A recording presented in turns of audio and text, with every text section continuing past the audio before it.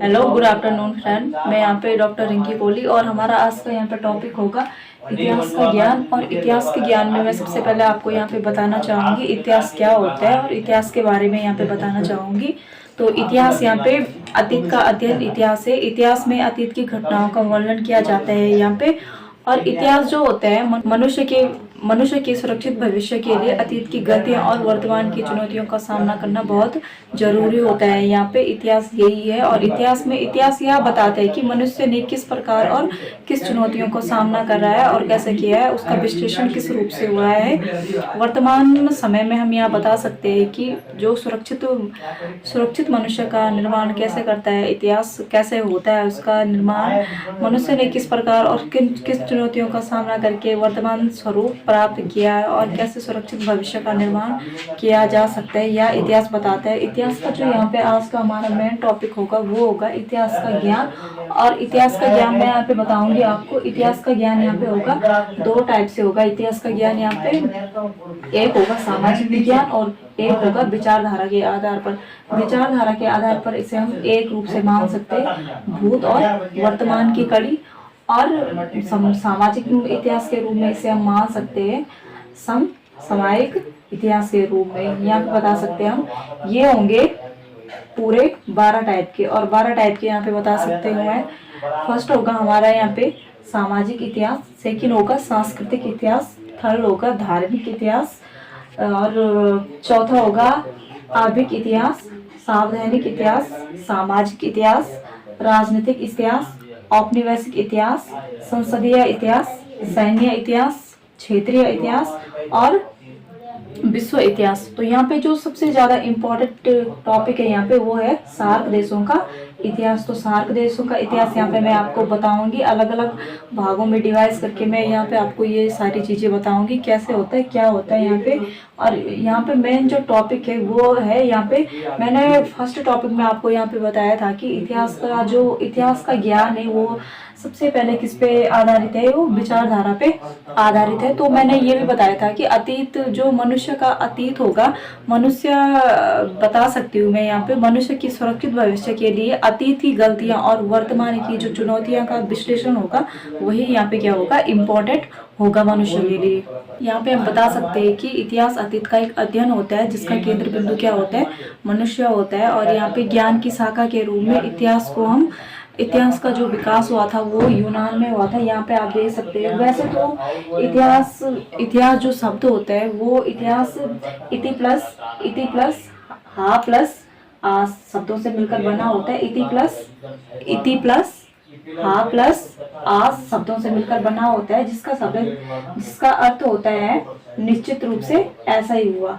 इति प्लस हा प्लस आ शब्द जिसका अर्थ होता है इतिहास का मतलब होता है कि जिसका मतलब ऐसा ही हुआ है, कोई मतलब इसमें गलती नहीं हो सकती है। हिस्ट्री जो शब्द है वो सर्वप्रथम प्रयोग यूनान में हीरोडोटस 480 से 430 ईस्वी पूर्व में किया गया था। एक वैज्ञानिक थे वहां पे, हीरोडोटस नामक वैज्ञानिक थे जिन्होंने उसका विकास जो किया था वो किया था 480 से 430 ईस्वी में इन्होंने किया था हिस्ट्री। और हिस्ट्री शब्द कहाँ से मिला था इनको, यूनान एक देश है जहाँ से इन्होंने हिस्ट्री शब्द को लिया था। तो यहाँ पे मैंने आपको फर्स्ट उसमें बताया था कि ये पूरे 12 होते हैं। इसमें जो सबसे इम्पोर्टेंट टॉपिक है वो है यहाँ पे सार्क देशों का इतिहास और विश्व का इतिहास। तो यहाँ पे मैंने बताया है इतिहास काल के 3 खंड। इतिहास काल के कितने खंड होते हैं, 3 खंड होते हैं, भूतकाल, वर्तमान काल और भविष्य। तीनों के लिए क्या उद्देश्य होता है, क्योंकि यहाँ पे इतिहास का अतीत होता है, वर्तमान से सुरक्षित भविष्य के लिए क्या होता है ये रचित किया जाता है। वर्तमान की सुरक्षित भविष्य के लिए क्या किया जाता है यहाँ पे ये रचित किया जाता है। और जिस प्रकार हमारे ऋषियों मुनियों और विद्वानों ने चार वेदों का अनेक अन्य उपनिवेशों जैसे यहाँ पे बहुत सारे वेद होंगे, आरण्य हो गया, रामायण हो गया, महाभारत हो गया का अतीत में लेखन किया था। ऐसे अलग अलग बहुत सारे वैज्ञानिकों यहाँ पे मार्गदर्शन दिए हैं, यहाँ पे जैसे दिशा निर्देश दिया है। यहाँ पे जैसे दिशा निर्देश यहाँ पे बताना चाहूंगी आपको। यहाँ पे देयर का दिशा निर्देश के लिए लिखा जाता है कि अतः इतिहास अतीत और वर्तमान के बीच की कड़ी के पुल को इतिहास कहा जाता है। यहाँ पे आप देख रहे होंगे क्या लिखा है यहाँ पे, अतीत और वर्तमान के बीच की कड़ी को क्या कहा जाता है, इतिहास कहा जाता है। और इसमें जो मैं आपको मेन टॉपिक यहाँ पे बताना चाहूँगी वो बताना चाहूँगी मैं इसमें इतिहास, ये जो इतिहास का ज्ञान यहाँ पे बताया है मैंने आपको, और यहाँ पे जो ये आए हैं यहाँ पे इतिहास के ज्ञान में कुछ ऐसे शब्द आ रखे हैं यहाँ पे जो वेरी इंपॉर्टेंट है। और जैसे फर्स्ट क्वेश्चन क्या है यहाँ पे, हिस्ट्री शब्द का विकास मतलब उद्भव विकास कहाँ से हुआ था, उसका यूनान से हुआ था। तो यूनान यानी कि यूनान क्या है, एक यूरोप का क्या है, एक महाद्वीप है। यूरोप का क्या है, यूनान एक महाद्वीप है। सेकेंड है यहाँ पे जैसे अतीत, अतीत यानी कि बीता हुआ कल, बीता हुआ कल यानी कि भूतकाल, भूतकाल में कुछ भी चीज़ें आ सकती है। जैसे हिस्ट्री है, हिस्ट्री मैंने बताया भी था आपको, हिस्ट्री एक अतीत भी हो सकता है और आने वाला कल भी हो सकता है, भूतकाल भी हो सकता है और भविष्यकाल भी हो सकता है। थर्ड है यहाँ पे पुनर्जागरण, पुनर्जागरण यानी कि किसी देश का सामाजिक या राजनीतिक एवं सांस्कृतिक रूप से उद्भव, यानी कि किसी भी देश का पुनर्जागरण यानी कि किसी भी देश का क्या करना है यहाँ पे, विकास करना है या उद्भव विकास करना है। या पुनर्जागरण यानी कि नई नई नीतियों का क्या करना, वहाँ पे जागरण करना। चौथा है यहाँ पे उपनिवेश, उपनिवेश यानी कि उपनिवेश से सभी लोगों को पता होगा उपनिवेश क्या होता है, यहाँ पे कैसे उपनिवेश किया जाता है, किसी स्वतंत्र देश पर आक्रमण करके दूसरे देश द्वारा गुलाम बनाना। जैसे मतलब उपनिवेश मतलब जैसे भी कोई चीज़ हो गया, जैसे घर ही में लोग होते, एक की लड़ाई होगी दूसरे की लड़ाई होगी तो तीसरे को क्या बना देते, वहाँ पे दुश्मन बना देते। तो ऐसे जैसे दो देशों के आपस में क्या होगी, लड़ाई होगी तो तीसरे देश क्या होगा, जैसे मान सकते हैं हम यहाँ पे जैसे भारत और पाकिस्तान की क्या होती है, यहाँ पे बहुत ज़्यादा लड़ाइयाँ होती है। तो बीच में भारत का साथ कौन देता है, सबसे ज़्यादा अमेरिका देश देता है। तो दुश्मन कौन बन गया, पाकिस्तान वालों का जैसे अमेरिका बन गया। तो यहाँ पे ऐसी है। और चौथा टॉपिक है यहाँ पे सार्क देश, सॉरी टॉपिक नहीं मानोगे यहाँ पे। चौथा यहाँ पे सार्क देश, सार्क देश में कौन कौन से आते हैं, जैसे भारत हो गया आपका, नेपाल हो गया आपका, पाकिस्तान हो गया आपका, भूटान हो गया आपका, बांग्लादेश हो गया आपका, श्रीलंका हो गया, अफगानिस्तान हो गया। ऐसे बहुत सारे देश आएंगे जो कि क्या आएंगे, इसमें बहुत सारे ऐसे टॉपिक आए थे इतिहास के ज्ञान में जो मैंने आपको यहाँ पे बता दिए हैं। और ये वेरी इंपॉर्टेंट है, इन्हें आप लोग याद जरूर कर लेना।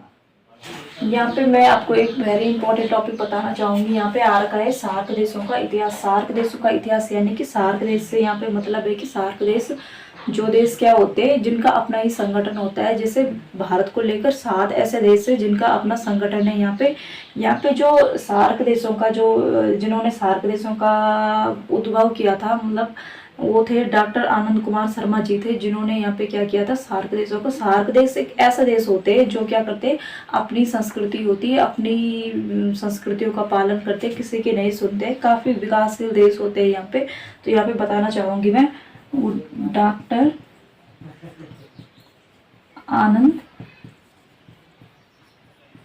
आनंद कुमार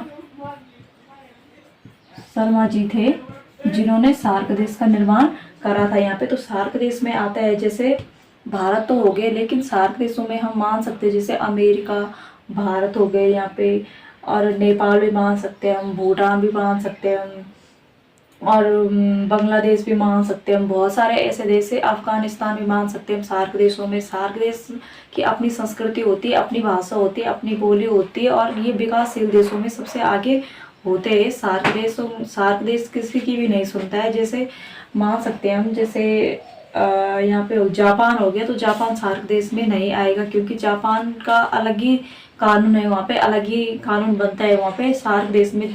हाँ बट अगर नेपाल होगा तो नेपाल को हम सार्क देश में मान सकते हैं क्योंकि नेपाल सार्क देश में आता है। सार्क देश यहाँ पे वेरी इंपॉर्टेंट है और प्लीज़ आप सार्क देश को यहाँ पे पढ़ लेना एक बार।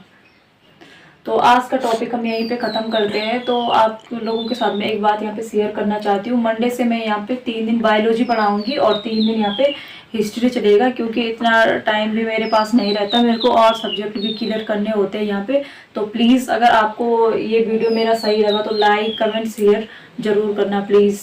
थैंक्स।